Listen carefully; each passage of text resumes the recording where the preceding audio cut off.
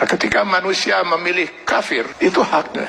Maka Allah berikan kebebasan sepenuhnya kepada manusia yang memilih kafir untuk menjalani kehidupan ini semau dia, semau hawa nafsu dia. Allah berikan kebebasan sepenuhnya. Silakan baca di dalam Al-Quran atau di dalam hadis Rasulullah SAW. Tidak akan pernah kita temukan satu ayat, satu hadis di mana Allah mengatur kehidupan orang kafir. Orang kafir diberi kebebasan sepenuhnya, mau berbuat apapun di dunia ini. Tinggal dia harus menanggung resiko pilihannya itu di akhirat nanti. Tapi kepada mereka yang memilih beriman, hilang sudah kebebasan ini sepenuhnya.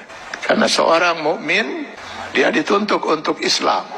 Akar katanya adalah aslama, berserah diri. Yang beriman kepada Allah, dia harus menyerahkan dirinya sepenuhnya kepada Allah. Sepenuhnya dia siap untuk diatur hidupnya oleh Allah Subhanahu wa Ta'ala. Tanpa lagi dia mempergunakan akalnya untuk bertanya, mengapa Allah wajibkan saya berbuat ini, kenapa Allah haramkan saya melakukan ini.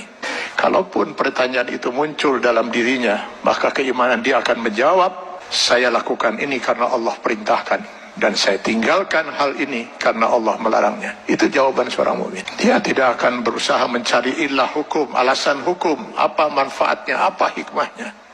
Karena keimanannya akan mengatakan, semua yang diperintahkan Allah pasti ada manfaatnya, dimengerti atau tidak dimengerti oleh akal dia. Semua yang dilarang Allah pasti ada mudaratnya. 14 abad umat Islam tidak pernah mengerti bahwa dalam daging babi itu terdapat cacing pita. Cacing pita baru ditemukan di akhir abad 18 Masehi. Apakah umat Islam selama 14 abad itu makan daging babi? Tidak. Setiap yang dilarang oleh Allah pasti ditinggalkan oleh seorang mukmin. Maka seorang mukmin harusnya siap untuk mengislamkan dirinya secara penuh, secara utuh, secara kafah. Maka kepada orang yang memilih beriman itu Allah menyeru, ya ayyuhallazina amanu dukhulu fis-silmi kafah. Kalau memang kalian memilih beriman, masuklah ke dalam Islam itu secara kafah, secara utuh. Mengislamkan diri kita setiap detik, baik dalam hubungan hablum minallah maupun hablum minan nas. Itulah sebabnya Allah menurunkan 6.666 ayat Al-Quran, yang sebagian dari ayat Al-Quran ini dijelaskan oleh kurang lebih 5.000 hadis Rasulullah SAW. Kenapa harus Allah turunkan ribuan ayat Al-Quran dan ribuan hadis ini? Karena yang mau diatur hidup seorang mukmin itu bukan hanya sekedar sholat, saum, zakat, haji saja. Seluruh kehidupan dia per detik, Pak. Mulai dari masuk WC, keluar WC, sampai mengatur kehidupan bermasyarakat, bernegara. Ini kalau dia mau milih beriman.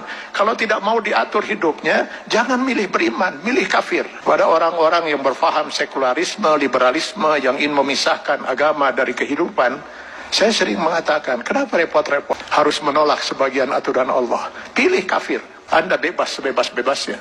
Kalau memilih beriman, sudah hilang kebebasan itu. Dan pilihannya hanya satu di antara dua.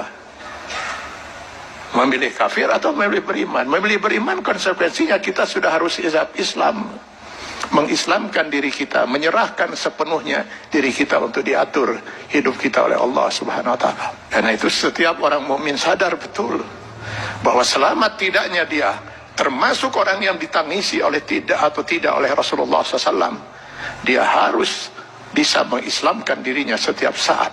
Karena yang nanti akan dimintai pertanggungjawaban di yaumil akhir bukan hanya sebatas sholat, zakat, saum, haji saja, tapi seluruh kehidupan dia per detik.